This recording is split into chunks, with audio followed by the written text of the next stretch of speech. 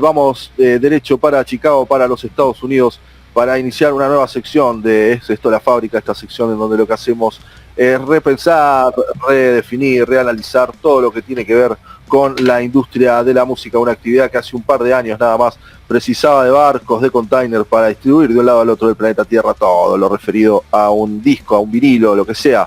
Esas cosas han cambiado en los últimos puñaditos de años, hace un par de décadas nomás, y para hablar de todos esos cambios, de todas esas revoluciones, de todas esas cosas que han pasado, es que nos nutrimos de diferentes diálogos. Hemos hablado con productores musicales, hemos hablado con organizadores de festivales, con periodistas. Se viene la nota dentro de poco con un gran periodista argentino, Pablo quiere mucho, y hoy vamos derecho para los Estados Unidos para hablar con los amigos de NERVAL que ya están conectados. How are you, my friend? Are you listening me good? Good. Yeah. Can you hear me? Excellent. I hear you. Excellent. Well, my friend, I'm gonna leave you with Raulo. He's gonna make the exact question, the same questionnaire we make all bands from all the world we talk about, and we talk here. Later we're gonna talk about the present of the NERVAL, okay? All right. Sounds good. Sí, perfecto. Es un tipazo. Sí, Thiago, you are from Brazil.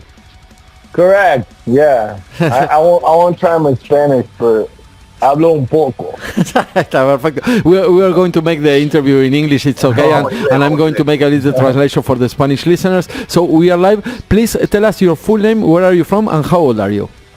All right. I am Pico. I am half Brazilian, half American, and we are here in Chicago, Illinois, United States. And how old are you? How old am I? All right. 35. 35, okay. Manu is young too, so I'm over 40, but Manu is young, it's okay. Estamos hablando con Thiago, es de la banda de NERVAL, es mitad de Estados Unidos y mitad brasilero, así que tenemos una mezcla increíble. And can you tell us, which is your first memory of you listening to music? In my first memory, listening to music, my dad was a big music fan, never played music, but he was obsessed with like listening to music while doing chores in the house. So he had a bunch of LPs all over the place. My first memory was like actually playing with the LP covers, you know, like throwing them around and sitting by the speakers in the living room listening to some of their stuff that he loved listening to. So yeah, going through every single one of them. And that was in Brazil or that was in that was in Brazil. In Brazil? That was in Brazil, yeah. In which part? In Sao Paulo? That was in the northeast part of Brazil. I was born in Recife. Recife, sí. Yeah. I live more than 6 years in Brazil, in Porto Alegre. Gaúcho, sì. Falo português, cool. Falo muito bem, mas fico com vergonha. Muito bom. No worries. Perfecto, sí. I can try. Yo puedo intentar español, pero no sé si. No, it's okay. It's all good, right? It's okay. Es de Recife y lo que nos estaba contando que su primer recuerdo escuchando música, su padre no tocaba ningún instrumento, pero sí tenía un montón de discos, y él era tirando, revoleando los discos por ahí, haciendo lío con las tapas de los discos y también haciendo un digging ahí, mirando a ver qué es lo que podías escuchar. And can you tell us which was your first instrument and which was the first song that you learned? Dude, first instrument was definitely drums. And the first song that I learned was Honorism by Nirvana. Ahí está. Sí. Nirvana was really huge in Brazil. Oh yeah, they were insanely big. There was a festival called Hollywood Rock in the 90s. Yeah, which I think it was 1993. It was the biggest show Nirvana ever played. Sí. So, yeah. I think it was 91 with Nevermind, and they went to Argentina too. Sí, mira. Yeah. Sí, ahí está. Same period, yeah. Sí. Y bueno, nos estaba contando que es baterista y la primera canción que aprendió fue Neurisma de Nirvana, y bueno, que era realmente grande en todas partes, agregó Manu, que es verdad. And can you tell us, when you were young, you have to pay to study music or you learn it for free? Actually, my parents, I grew up in the church, so by going to the church, we had access to all instruments from the band that played for the church. So I didn't have to pay anything. I would just go to the church, sit on the drums and just do my thing. And I started playing when I was 9 years old, so the guys would find it cute that I was so young and I was already playing. So they're like, dude, no, yeah, just, do your thing. But yeah, I didn't have to pay for it. Sí, you're not the first one that went to church for kind of study, no? We have the chance to meet people from Ireland that went to church, and in United States it was a lot of people in church. And can you play candomblé?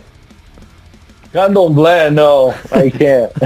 It's really difficult. Candomblé is really difficult. Sí. Really, really hard. Sí. I know, there's a lot of percussion in candomblé, right? Especially in Brazil. Sí, exactly.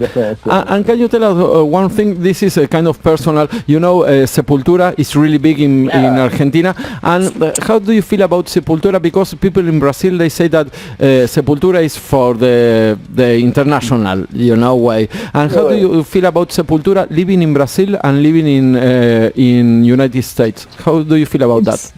It's funny, Sepultura has always been a band that to me was this band is made of Brazilian players, but they're not a Brazilian band, right? Because they always sang in English. They were always touring the world instead of playing in Brazil. So there was this thing of feeling proud, but also feeling disconnected a little bit. I've always loved them, so yeah. But in Brazil, I remember having that feeling of disconnection a little bit. Not anymore, I don't think, because I don't know. It seems like now they're coming to an end, right? They're not going to be playing anymore. They're calling it quits. People are starting to be oh my God, they're not in the band. Come to Brazil, let's do a tour, right?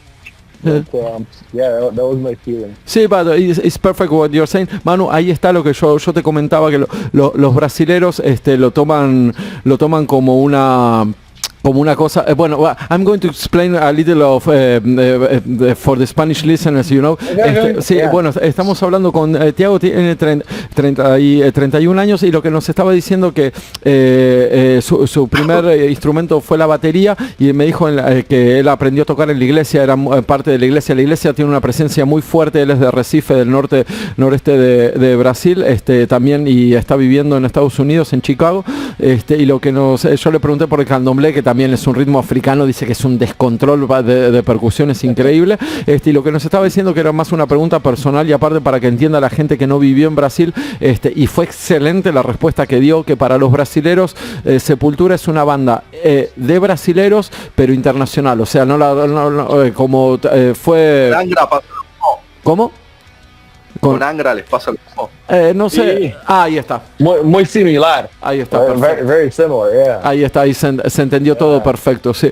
Y muy buena la explicación, porque yo I didn't know, how to explain the way Brazilian people feels about Sepultura. And they barely play in Brazil, Sí, they barely play in Brazil. Perfect. I mean, I guess now they are playing more, but think about it. I was playing with the guy from Trivium, the former drummer, Paul. And he was telling me how big metal is in Europe. Sí. So they go to Norway and Sweden and all, they're always touring around there. Sí, increíble.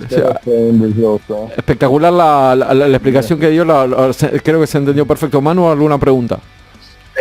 Sepultura never, how can I say, never play in the underground of Brazil music? No. Very little. Yeah, very little. Because they started the band. I mean, I'm not from Sepultura, but from what I heard, I have some friends that are from Minas, where they're from.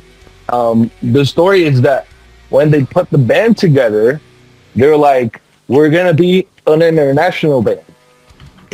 They always had this idea of we're gonna build this band to be big around the world and play around the world, and people will not even know that we are from Brazil, right? That was the main idea. Perfect. Was not to be like, oh, let's get started here in the circus, started playing small shows, and then they started growing. Now, like they're like, we're gonna build a band to play the world. A lot of other Brazilian bands try to do that with no success. Exactly. Kind of trying to replicate the formula, you know. But nothing happened because like Sepultura was like struck a luck with great music and I don't know. So yeah, the idea that they started playing small in Brazil and then like. No, perfect. Well, you are explaining. Thanks for that. See, of course. See, the last personal question: which was the first concert that you went? Dude, first concert was, it was a Brazilian band called Careta.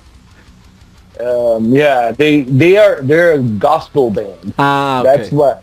That's what my parents allowed me to do at the time. So they're like, yeah, if you're gonna go to a rock show, like we gotta go with you, try to like see if everything drops and all that. But yeah, it was a pop rock band in Brazil. I was obsessed with because my dad had like all their stuff, their CDs. They're not very like big outside of Brazil. I think they tried to do an album in Spanish, but it didn't fly. Excellent. I think many Brazilian bands that become really big, they try to make the jump to be like, we're so big here, let's try to explore the world, right? Like, so they start writing a couple of songs in English and they try Spanish, but it's just never natural. You know? And Roberto Carlos is the number one. Right. Yeah, you know Roberto Carlos. I didn't even know he had songs in Spanish, but I'm pretty sure he does. Excelente. That, yeah. Number one. They have a million of friends, my friend. Excellent. Can you tell us how did the NERVAL begin and why you put that name? Dude, the NERVAL began in New York City, pretty much. I was, I was there for a couple months. And the meaning of the name is not. It's funny because I've always loved Nirvana, right? And I was like, dude, I want a band name that starts with a man and like has the sound of Nirvana or whatever. But it was snowing a lot too when I was in. It's funny. It was snowing a lot, and I looked around, I was like, dude, I need a name for this band. I had all these songs. And I thought something like that gives away the fact that I'm half Brazilian too, And I thought of something with neve, right? Like neve. But I was like, it's going to sound like Nevada, the state of Nevada. And I was like, dude, I don't know, out of nowhere, this name came to my mind. I had no idea it existed. And I Googled it right away. And I saw like, oh, there's this guy called NERVAL that is a French writer. And if you Google the NERVAL, many of the images that are going to come through Google is going to be like this guy, like, explaining. He's a French writer or something. But yeah, it was out of nowhere, dude. I don't know. It just came to my mind like that, and boom. Perfect. I was like, that's going to be the name of the band. Then there's a band from Argentina, I think, that was also called NERVAL. And I sent them an email because, I sent them an email. I was like, bro, you guys are not active. You're not writing songs. You're not doing anything. Let me use the name. They disappeared. So I was like, you know what? The name is NERVAL now. So Perfect. Added the dub. Perfect. But the idea was to be NERVAL. Excellent. You're a really big fan of. Then we're going to speak about the music, but I think that I can understand you a lot of things that you are saying. In November of this year, you released your last single, "Saving Us." Can you explain the recording process of that single? That single was the last song that we put together during the EP Falling Over. The writing of that song was just like a very slow guitar progression that the bassist Hapa had come up with. He didn't have the words or anything. He was just like, just had the melody. And we went to the studio. To be honest with you, everybody in the band knows that, but I was like, bro, I don't like slow songs, man. I'm all about like the pounding drums and fast rock and roll, right? But the producer was like, bro, like we need something slow that, that has more of a ballad type of feeling. Like, okay, cool. Yeah. So we kind of progressed from there, wanting to add like more elements that made it sound more pop and stuff. And so we added like a ton of pads, and I don't know if you listen to it, but it's a very Coldplay-ish, Hillsong United kind of like vibe. Yeah, that was the idea for that song. Perfect. But you said that you were working with some producers and that kind of things. Yeah. In the recording process, how do you manage that? You went to a studio. The studio is from a friend. You make it at home. How do you do that? Yeah, the studio that we record all of our songs. We've been recording our songs for the past years. It's called Rex Tracks here in Chicago. A bunch of big artists recorded there, and I've always wanted to record in like a big board, SSL and everything. And they have like good rates. And since we're an independent band, we're like, dude, I think we can afford this. But yeah, this guy came all the way from Brazil. He's a big producer there. He wanted to produce us because a friend, the former drummer of the band knew him kind of. So invited him to come over. Yeah, we went to that studio. It's a professional studio, very well known. The Smashing Pumpkins recorded there. You know that Smashing Pumpkins? Sí, of course. Sí. Yeah, they're from Chicago, so wow, they have recorded there as well. But yeah, it's not super expensive. They have like good rates for small artists and independent artists. Yeah, we always record there. We took all the band and the producer went there and did it. Excelente. Manu, ¿alguna pregunta? Sí, ¿puedo hacer la pregunta en español? ¿Me entendés? If I don't understand something, I'll let you know. Excelente. Responder en inglés vos, obvio.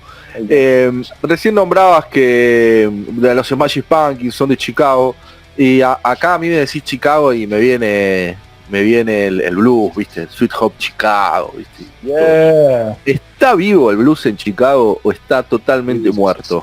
It is alive, man. Alive and kicking ass, bro. It's like, I actually took my wife the other day to this bar called Kingston Mines. It's insane, man. Like, I'm like, bro, this is never gonna die, dude. It's like part of the culture of the city, There's always bands playing blues in Chicago at night. Like, Buddy Guy's bar, right, right by the south side of Chicago, and they're always having bands. It's alive. It's a thing that's been like, going through the generations. And yeah, I never thought of it being. Yeah, we follow Body Guy in this radio. We always tell the news, the latest news about Body Guy. Listen the record here in this program. We love Body Guy. Yeah, it's huge here, man. It's still huge, and it's part of the culture, which is really cool because I love rock and roll, right? Like, I grew up listening to rock and roll, and I go there and it's like, damn, this is very similar. That's where it came from. Claro, you are in the place. You are exactly in the place. Yeah. Sí. Acá en Buenos Aires es muy fuerte. Ha venido la banda de Muddy Water. Tuve la suerte de ir ahí con un tal Bob Margolin. No sé si lo conocés, que fue una locura escuchar a ese Bob Margolin. Pero eran todos viejos, ¿viste? Era como que yo decía, todos viejos. Ok. So, todavía está vivo. Gracias por ese dato. Excelente. Sí. Al corazón. We have 3 more questions. What do you think about artificial intelligence? Dude, I was in the studio 2 days ago talking about that. it's dangerous, man. I think, in my opinion, I think it has the potential to destroy the music industry. I mean, it's already bad, but if I've shown songs that I created in AI to some friends that have no idea. They can't tell. Like, too good. So, staying, this is one aspect. But then there's the productive aspect of it, which I'm already using. It's a producer that you can use at all times to give you great ideas on the things that you want to work on, right? Like, there's this song that we're going to release in next year, January or February, right? At this song, I loved it, but I wasn't really excited about it because the chorus was not like coming in really freaking, punchy. And I was thinking, I'm going to try this AI thing just to see if the software is going to bring me some idea that I cannot think of for this chorus, right? Dude, I threw the song in there. Not the song, but like, just like the idea of the song. Like the beat and everything. That thing gave me the chorus that song needed. But not like the melody or anything. The song was a punk rock song, like, and then I just played it through like that, and the AI software changed it to half beat. So it's like dun, dun, dun, dun, dun, dun, and the chorus like dun, dun, dun, dun, dun, dun, dun. I never thought of that, dude. I would never think of that. And the AI software was like, here it is, an idea. Like, that's amazing.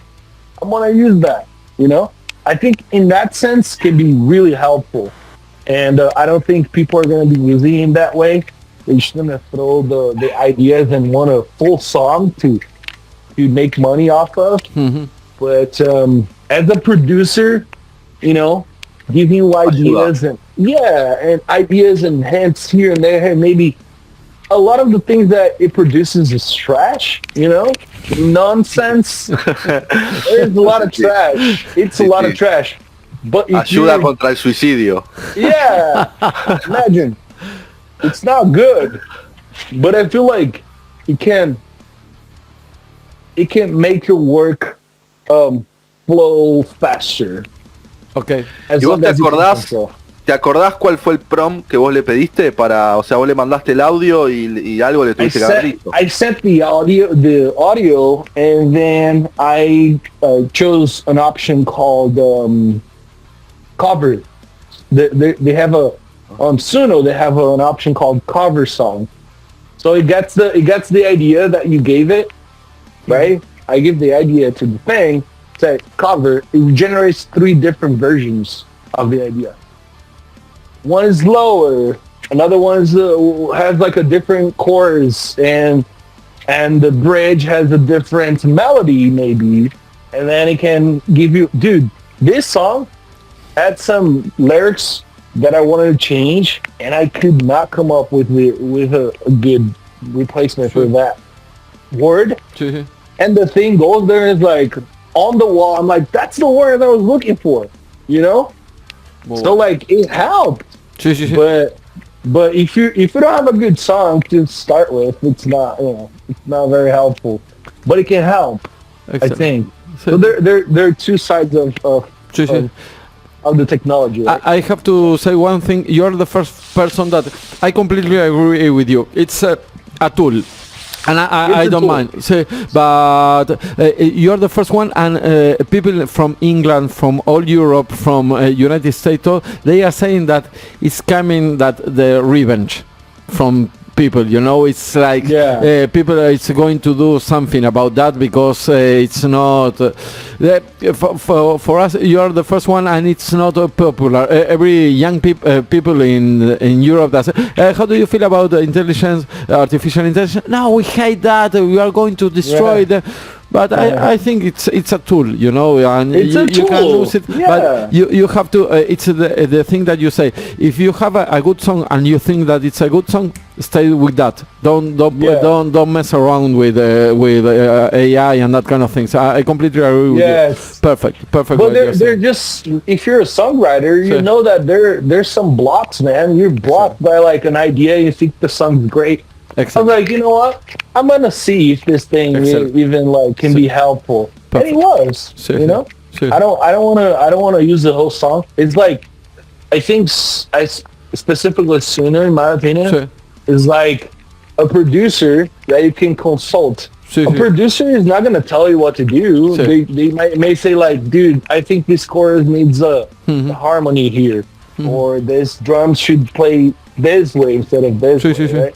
And you can say like, I don't like this idea, or I like this idea. And then in my head, like, use that as a tool and then go to the studio y record the thing. No. Excelente. Sí, I completely agree. Muy bueno lo que nos dices el primero, Manu, que nos dice directamente que usó Zuno, que todo, así súper interesante. Muchas gracias por la explicación. Yeah, of course. Two more questions. Can you tell us something about the future plans of the NERVAL, the band? Yeah, future plans. We are writing a lot of songs.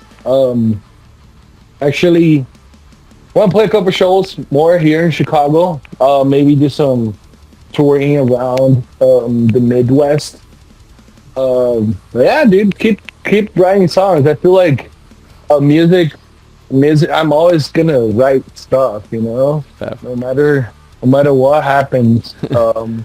Yeah, just writing more music, putting it out there.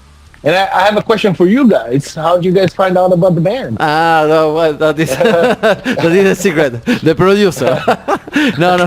We are always checking bands in YouTube, and we are always Manu and me. We are always listening to new music, and we fight about this band is not this band is. And I have to say, Manu became a big fan of the NERVAL. Oh, really? Thanks, man. I love the way you mix you produce all the songs are very good taste, you know, in the audio, when you put the snare, when you put el bombo. Bueno, ahí está, te lo digo en castellano. ¿Dónde pones el bombo? Me gusta mucho cómo laburan el espectro de sonido, ponele. Y las canciones están todas muy bien hechas, loco. La verdad que felicitaciones. Perfecto. Gracias, thank you. Y yo soy medio jodido, porque yo soy medio con las bandas, soy medio... Raulo es más abierto mentalmente con las bandas. Yo soy más, ¿viste? Sí. I'm glad to hear that. Last question, we are going to play Voices. Can you tell us, how do you feel about that song? What represents to you, Voices? Dude, that song represents a wake-up call. That song was written when I finally understood about being self-conscious and having consciousness to understand that not everybody is like has good intentions when they interact with you. That's what that song is about. Like, well, I grew up being very innocent to that fact. I have a friend of mine who's like, dude, you have a good heart and a good soul, right? And if it was because of my upbringing in the church, maybe my parents, you know, Christians, I don't know, but I've always been that kid that like never saw people wanting to do bad to me. Like, oh, this person's coming close because they want to be my friend, right? Like, or I'm dating this person because she likes me, right? Like, she doesn't want to do anything bad to me or like manipulate my mind or make me think of something that I shouldn't or whatever. I was very innocent to all of that, but I started studying psychology and understanding that, oh shit, man, like not everybody has the best intentions. Some people want to get close to you to manipulate your mind, or they want to make you do something that you're not supposed to. And that thing, like, I started going to therapy and stuff. I was like, dude, now I'm aware, you know? And that song kind of represents that moment. There's a fun fact about that song too, because I got to know the drummer of Maroon 5 through that song, which was cool. Very cool. Whoa. The guy that wrote songs about Jane. So yeah, Ryan, that's his name. He's a therapist now. So we talked about all of that when we released the song. Yeah, that's what that song represents to me, a wake-up call and consciousness. Being aware. Excellent. Thank you very much for your time. It's been a pleasure to speak with you. When we finish the live show, we are going to send you the interview. Thank you very much. Amazing. Thank you, guys. Bye-bye. Thank you. Bye.